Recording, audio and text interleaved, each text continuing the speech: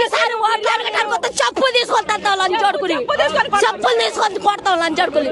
మా ఉత్తబెట్ట మొక్కలు కడుగుతాం వాడికి తుమ్మల నాయకులు రాస్తా ఉంది. అందరూ రాజకీయ నాయకులు వస్తా ఉంది. దీని వెనకాల వాళ్ళు ఉన్నారు.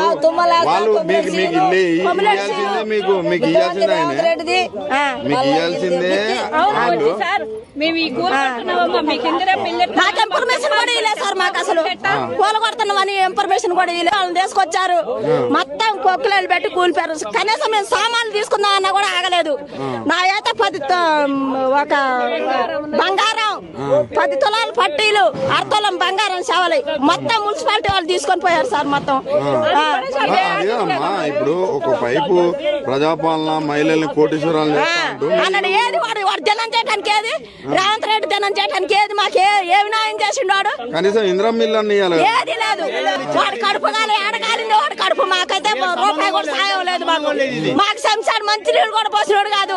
మాకు కరెంటు లేదు, ఏది లేదు. మాకు చీకట్లో బతుకుతున్నాం, దోమల్లో బతుకుతున్నాం.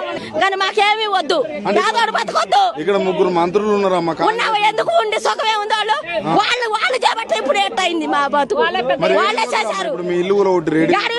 ఈ భూమి విడిచిపెట్టి పోయేదే లేదు. ప్రాణాలు పోయినా మేము ఏడో ఉంటాం. మాకు ఇల్లు లేకపోయినట్టు చెట్టు కిందనే ఉంటాం. కానీ మేము అసలు ఎక్కడి నుంచి పోయే పసత్తే లేదు. మేము ఇప్పుడు కష్టపడి కట్టుకున్న ఇల్లు పోయిందమ్మా. మళ్ళీ రేకులు వేసుకుంటాం, పట్టాలు కట్టుకుంటాం. అంతేగాని ఇక్కడ నుంచి అయితే పోయే పనే లేదు. మాకు లేదు, ఎక్కడా లేదు. ఏం లేదు మాకు తినటానికి. ఇంతవరకు మేము ముఖం కూడా కడుక్కోలేదు. ఏమీ లేదు మాకు. రాత్రి నుంచి మాకు నిద్ర లేదు, ఆకారం లేదు. మాకు వాళ్ళైతే సీట్ ఎక్కారు, గద్దెలు ఎక్కువ కూర్చున్నారు. మంచి కోట్ల